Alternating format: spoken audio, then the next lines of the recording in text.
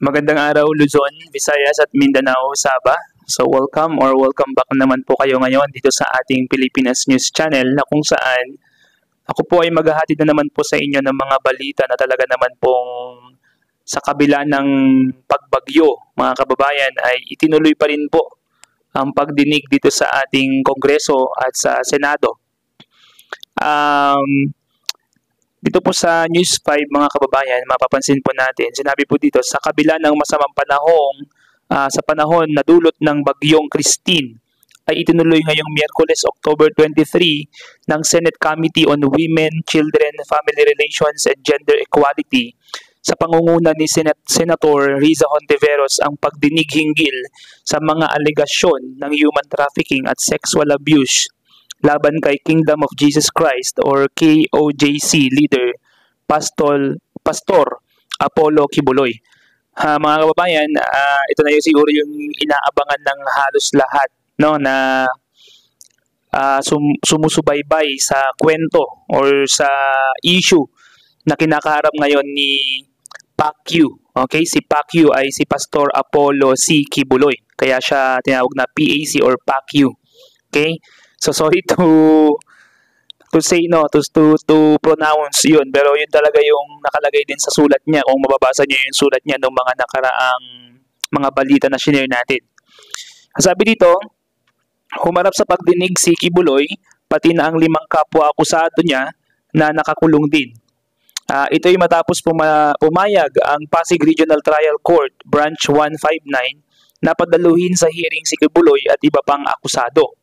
Sinabi ni Senator Hontiveros sa kanyang privilege speech, itinuloy ng komite ang mga pagdinig para marinig ang istorya ng mga biktima ng umano'y pang-aabuso ng pastor. Ito ay kahit sinabihan na aniya siya ng ilan na huwag banggain si Kibuloy dahil hindi umano niya kakayanin. So mga kababayan, alam nyo ang justice kasi ay maisiserve talaga dun sa mga taong nangangailangan nito. Whether spiritually speaking, whether in this world or in the world to come. At masaya ako mga kababayan at siguro yung mga biktima rin ni Pastor Apollo C. Kibuloy sa nangyayaring ito na mabibigyan sila ng boses ngayon at mabibigyan sila ng pagkakataon na marinig ang kanilang mga hinanaing dahil sa mga pangyayari na kriminal na ginawa sa kanila ng grupo na ito. At ito ay sa pamumuno nga ni Pastor Apollo C. Kibuloy.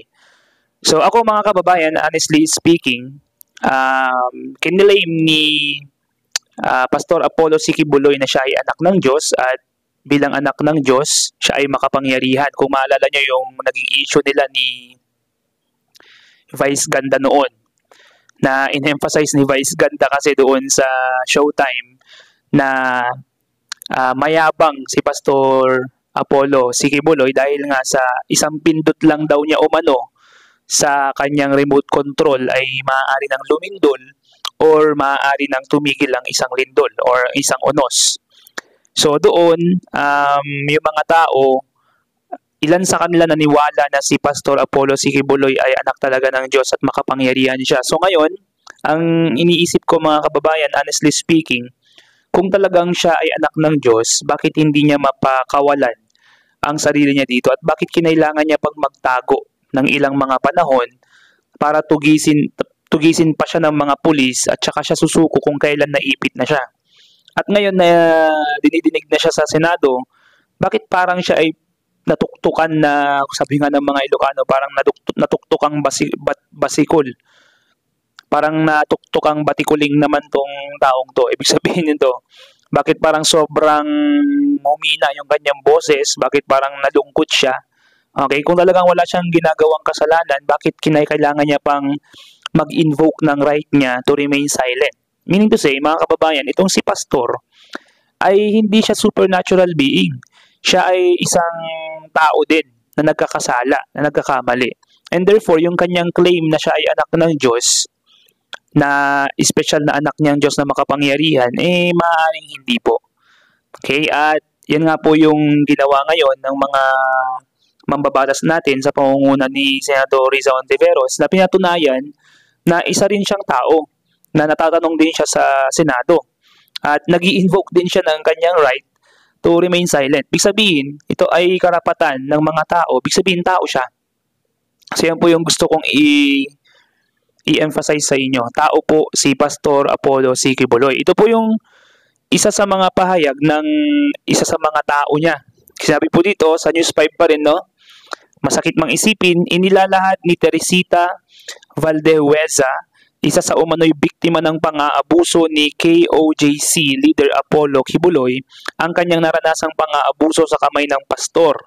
Paglalahad niya, ilang beses umano siyang pinagsamantalahan ni Quiboloy simula pa lamang noong bago siyang volunteer worker ng KOJC noong October 1993. Isipin niyo po, 1 year old pa lang po ako nito, mga kababayan, at ilang dekada na rin po pala ang nakakalipas. Ibinahagi rin niya ang dinanas niyang parusa nang pauwiin siya sa Pilipinas mula sa US. 7 buwan umano siyang naghirap mula sa isolation at matinding gutom. Pinag-dry fasting din siya at maraming araw na walang pagkain at tubig. Sinabi po dito bilang karagdagan, ito po mismong taong ito na si Teresita Valdeweza, impostor, oppressor, and deceiver. Ganito inilarawan ni Teresita Valenzuela, ang unang tumistigo laban kay KOJC leader Apollo Quiboloy, ang pastor, kasunod ng naging paglalahad niya sa pagdinig ng Senado ngayong Miyerkules, October 23, ng umano'y pang-aabuso na naranasan niya. Paglalahad ni Valenzuela, ilang beses umano siyang pinagsamantalahan ni Quiboloy simula pa lamang noong bago siyang volunteer worker ng KOJC noong October 1993. Ikinuwento rin niya ang dinanas niyang parusa nang pauwiin siya sa Pilipinas mula sa US. 7 buwan umano siyang naghirap mula sa isolation at matinding gutom.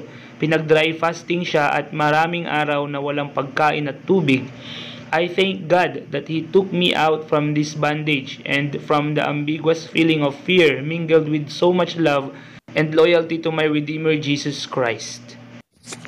At yan nga po ang nakalap natin mga balita sa mga oras na ito, mga kababayan. Kung nagustuhan niyo po ang ating balita ngayon, paki-subscribe na po ang ating channel at paki-like na rin po at paki-pindot rin po ang notification bell button para ma-update kita sa mga sunod na videos ko kagaya nito. Once again, this is Pilipinas Channel. Peace out!